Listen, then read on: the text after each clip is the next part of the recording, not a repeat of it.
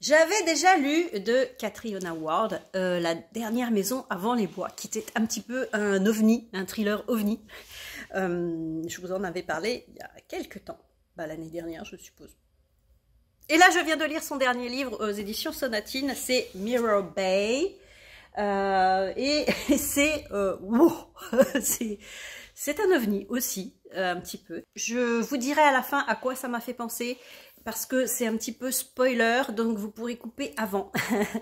De quoi ça parle? Donc nous avons un ado qui a 15-16 ans, pas bien dans sa peau, il a un physique pas facile, il a des très très gros yeux, et il est très pâle et tout, et à l'école ça se passe pas bien, il est seul, mais il a de bonnes notes quand même, donc il est boursier et tout, donc c'est un peu compliqué pour lui. Ses parents s'entendent plus très bien, ils se disputent souvent, et l'oncle de son père ou son frère, non, le frère de son père je crois, c'est son oncle à lui, il vient de décéder. Et ils héritent donc de sa maison qui se trouve à Whistle Bay, donc au bord de la mer, et ils vont passer les 2 mois de vacances là-bas. Et là-bas, il se fait 2 amis, Harper et Nathaniel. Donc lui, il s'appelle Wilder. Wilder donc se fait 2 amis, c'est la première fois qu'il a des amis. Et voilà, ça bouleverse un peu sa vie en fait, cet été-là. Ils se promettent de revenir tous les ans et de se revoir tous les ans. Le souci, c'est que dans ce coin-là, il y a d'une part une espèce de rôdeur, on l'appelle le rôdeur, il vient prendre des polaroïdes des enfants la nuit et il les menace avec un couteau. Et donc ça fait très très peur aux gens, forcément, même s'il les attaque pas, hein, on se dit qu'il pourrait, finalement. Et donc il laisse le polaroid comme ça chez les parents pour qu'ils flippent bien.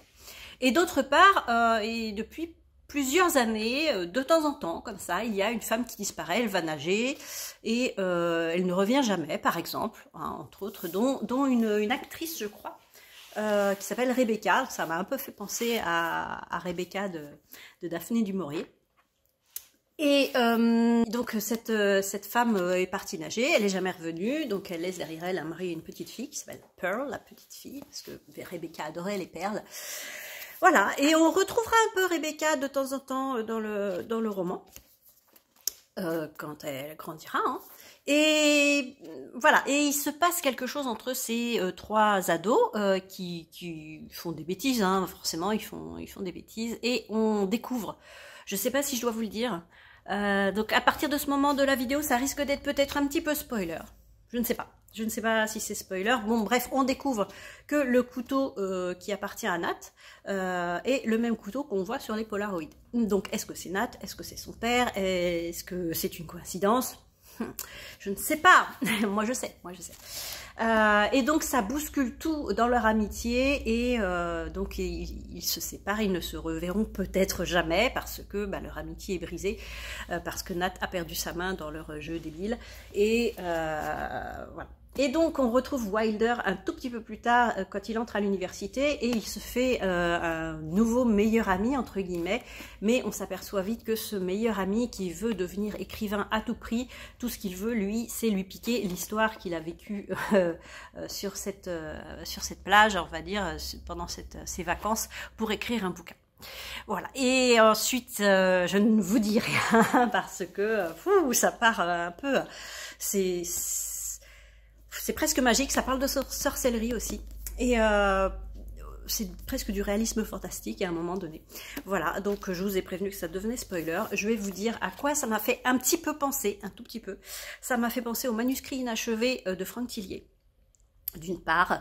Et ça m'a aussi fait penser un tout petit peu à peut-être que vous ne connaissez pas, peut-être que vous connaissez, parce qu'il n'y a plus que le premier tome qui soit édité et on n'arrive pas à retrouver maintenant cette série qui s'appelle, c'est la saga de Thursday Next de Jasper Fforde, qui est géniale, absolument géniale. Si vous pouvez vous la procurer, allez-y, c'est super.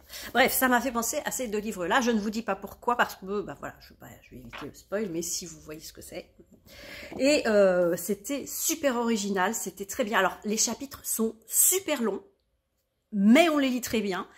Il y a aussi des différents types de typographie dans ce livre, et c'est très important. C'est très très très important. Voilà, on le remarque plus tard, on voit pourquoi c'est important plus tard, mais voilà.